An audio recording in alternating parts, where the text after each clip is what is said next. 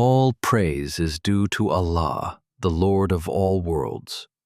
Peace and blessings be upon our beloved Prophet Muhammad, sallallahu alaihi wasallam. Dear brothers and sisters, Assalamu alaikum wa rahmatullahi wa barakatuhu.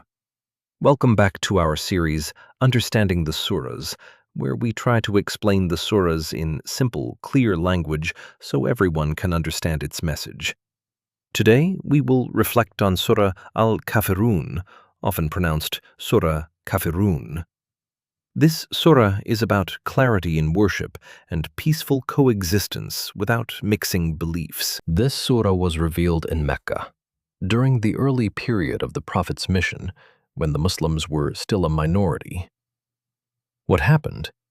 Some leaders of Quraysh wanted a compromise. They suggested a deal. Worship our gods for a year, and we will worship your God for a year.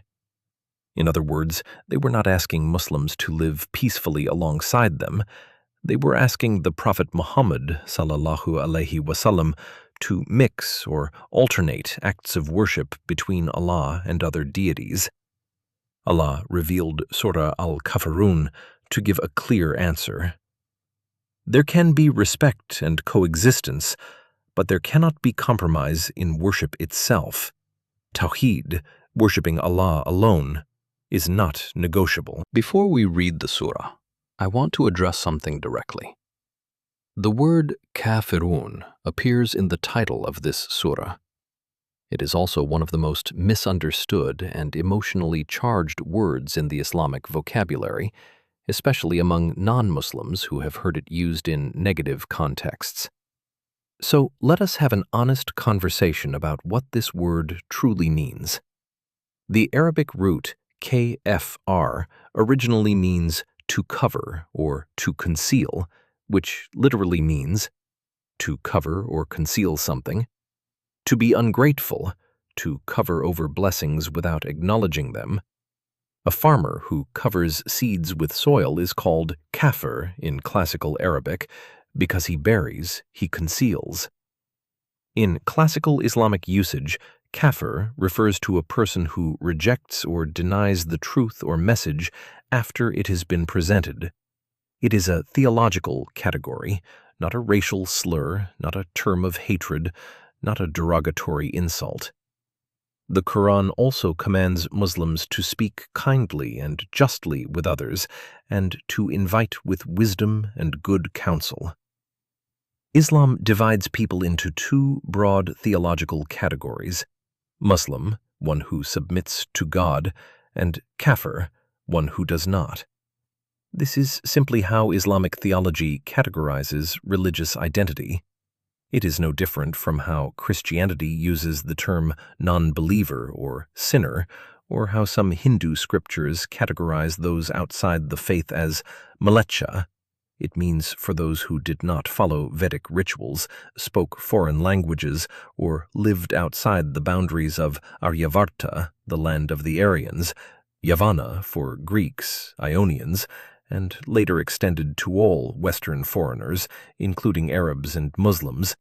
Turushka, a Sanskrit term specifically used in medieval Indian texts to refer to Muslims, particularly those of Turkic origin. The point is this: every great civilization has had a way of naming those within and those outside its worldview. The word kafir in Islam is no different in principle from mlecha in ancient Hinduism, or Gentile in Judaism, or pagan in Christianity. These are theological and cultural categories, tools of identity, not weapons of hatred. The Qur'an itself teaches in Surah Baqarah, Ayah 256, "There is no compulsion in religion." The Prophet Muhammad sallallahu alaihi wasallam built a society in Medina where Muslims, Jews, and Christians lived under one charter with mutual rights and responsibilities. Islam categorizes people theologically, but it does not permit hatred, contempt, or injustice toward anyone based on that category. Now, let's understand the ayats of this surah. Ayah 1. قُلْ يَا أَيُّهَا الْكَافِرُونَ. Say, O disbelievers, those who reject this message, Allah commands the Prophet Muhammad sallallahu alaihi wasallam to speak directly. The word kul, meaning say, appears in many surahs. It is a divine instruction. God is telling his prophet what to announce to the world. The Prophet Muhammad sallallahu alaihi wasallam is addressing the Kafirun, those who have rejected the message of one God. This verse opens with clarity and directness. There is no diplomatic hedging, no gentle easing in. God says, address them clearly. Why it matters in daily life. You can be respectful to everyone while still being clear about your own beliefs. Clarity is not hatred. Honest clarity is better than comfortable vagueness. Ayah 2. لا أعبد ما تعبدون. I do not worship what you worship. The Prophet Muhammad sallallahu alaihi wasallam declares that he will not participate in the worship of idols or other deities. Why it matters. Faith is not only about respect for others, it is also about being faithful to one's own convictions. Ayah 3. وَلَا أَنْتُمْ عَابِدُونَ مَا أَعْبُدُ. Nor are you worshippers of what I worship. Here, the Prophet Muhammad sallallahu alaihi wasallam acknowledges the other side. You too are committed to your gods. This is a remarkably fair statement. The Prophet Muhammad sallallahu alaihi wasallam is saying, you have your devotion, and I have mine. They are different. This is an acknowledgement of genuine difference, not hatred. Why it matters in daily life. True respect doesn't mean pretending all paths are the same. It means acknowledging that we are genuinely different, and that's okay. We can differ completely in our deepest beliefs and still treat each other with dignity. This verse models mature, honest coexistence. Ayah 4. وَلَا أَنَا عَابِدٌ مَا أَبَدْتُمْ. And I will not be a worshipper of what you have worshipped. The Prophet Muhammad sallallahu alaihi wasallam will not return to or adopt their form of worship. Why it matters. Some principles are permanent.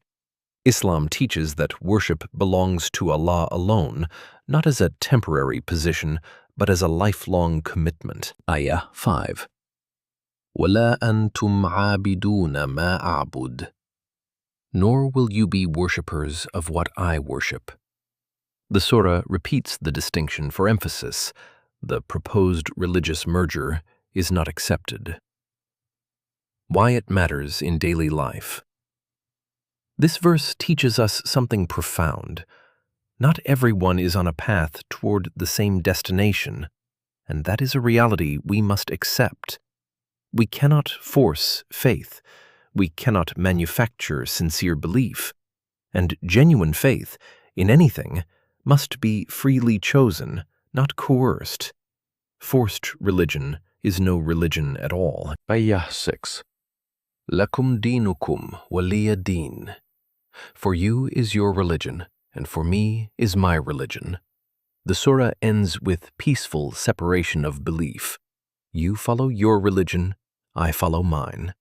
It does not say, fight them or hate them. It says, we are not agreeing on worship, but we are not forced into each other's religion. Why it matters. In a diverse society, people can disagree deeply about religion while still treating one another with justice, dignity, and civility. How Surah Al-Kafirun applies to daily life. This surah is called the Surah of Disavowal, or the Surah of Sincerity. The Prophet Muhammad sallallahu alaihi wasallam called it equal in weight to a quarter of the Qur'an. He used to recite it in the Fajr and Maghrib prayers and before going to sleep. Why? Because it is a daily recalibration. Every morning and every evening, a Muslim declares, I know who I am. I know who I worship. I will not be confused by the world's offers. I respect you, whoever you are, but I will not lose myself to please you. We live in a world that constantly pressures us to blend in, to compromise, to water down our deepest beliefs so that everyone feels comfortable. Surah Al-Kafirun stands against that pressure, not with anger, not with superiority, but with a quiet, firm, dignified clarity. The Prophet Muhammad ﷺ faced that pressure 1400 years ago. He was offered wealth, power, and popularity. He chose truth. Whatever your faith, whatever your path, there is something in this surah for you. The courage to know who you are, the wisdom to respect who others are, and the grace to live alongside those who are different from you without demanding that they become you. May Allah give us firmness in faith, wisdom in speech, and kindness in dealing with all people. Ameen. If you like our content, please don't forget to like, share, and subscribe. If you've already subscribed, thank you very much. Jazakallahu khairan. Assalamu alaikum wa rahmatullahi wa barakatuh.